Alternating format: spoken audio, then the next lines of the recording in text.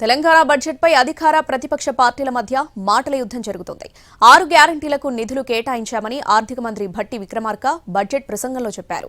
అయితే చెప్పింది ఒకటి చేసింది ఒకటని విపక్షాలు విమర్శిస్తున్నాయి. 6 గ్యారంటీల పేరుతో ప్రజలను మోసం చేశారని దుయ్యబడుతున్నాయి. ఈ బడ్జెట్ పెద్ద అబద్ధమని ఆరోపిస్తున్నాయి. 26 ఆర్థిక సంవత్సరానికి మొత్తం వ్యయం 3,04,965 కోట్లు.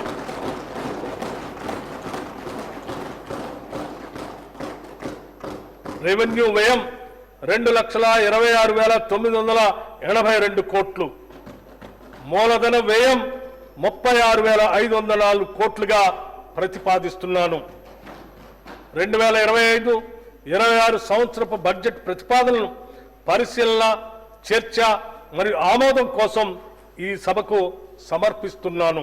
420 హామీలు ఏవైతే కాంగ్రెస్ పార్టీ ఇచ్చి అధికారంలోకి వచ్చిందో ఒక్క హామీ గురించి కూడా ఈరోజు ప్రస్తావించలేదు. 6 గ్యారంటీలు 100 రోజులు అని సొల్లు పురాణం చెప్పి అఫిడవిట్లు రాసి ఇదే భట్టి విక్రమార్క గారు అఫిడవిట్ను తీసుకుపోయి దేవుని ముంగట పెట్టి ఆ అఫిడవిట్ మాకు భగవద్గీతతో సమానం అని బిల్డప్లు ఇచ్చి ఓట్లు వేయించుకొని అబద్ధాలతో ఏదైతే గెలిచొచ్చినారో ఇవాళ దానికి పాతర వేసినారు.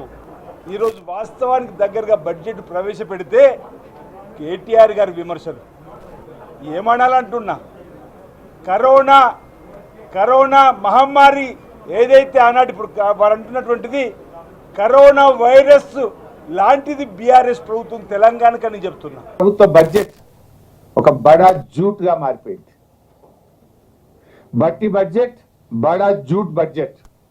అబద్ధాలతో కాలం గడుపుతాం తప్ప హామీలు అమలు చేయము అనే విషయాన్ని ఏదో సావు కబురు సల్లగా చెప్పినట్టు ఈ బడ్జెట్ ద్వారా ఇవాళ రాష్ట్ర ప్రజలకు చెప్పిండ్రు. ఎందుకు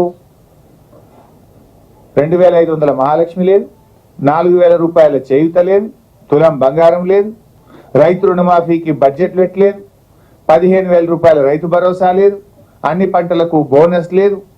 అంటే ఈ బడ్జెట్ ద్వారా కాంగ్రెస్ పార్టీ తన విశ్వసనీయతను కోల్పోయింది. అధికారంలోకి రావడానికి చాలా గొప్పగా హామీలు ఇచ్చిండ్రు.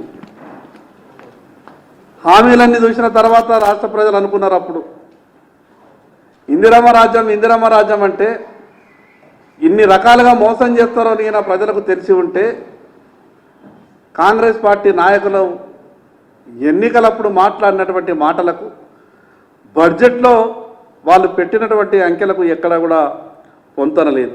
అన్ని వర్గాలకు కూడా సముచితంగా బడ్జెట్ని అలాట్ చేయటం జరిగింది. ఈ కార్యక్రమాలన్నింటినీ ప్రజల దగ్గర తీసుకొని పోవటం వల్ల అబద్ధాలే నిజంలాగా ప్రచారం అయ్యి బీఆర్ఎస్ పార్టీ, బీజేపీ పార్టీలు ఈ విప్లవాత్మకమైనటువంటి మార్పులన్నిటికీ వ్యతిరేకంగా చేస్తుంది.